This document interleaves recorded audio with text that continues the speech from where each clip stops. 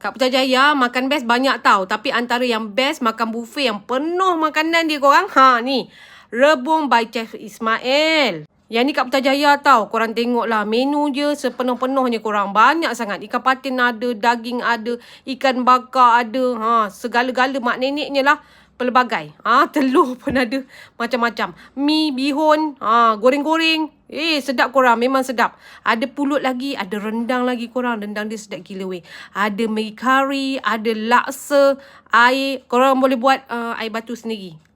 ABC sendiri. Air batu pula dah korang. Memang best. Kalau korang rasa nak makan yang best banyak. Perut tengah kosong. Eloklah datang. Pastikan perut kosong sebab apa? Menu dia banyak gila korang.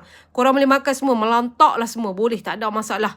Nak repeat banyak kali pun tak ada masalah. Tapi nak beritahu air kopi dia sedap gila weh. Aku suka air kopi O dia. Tengok dodol wajib ada ya.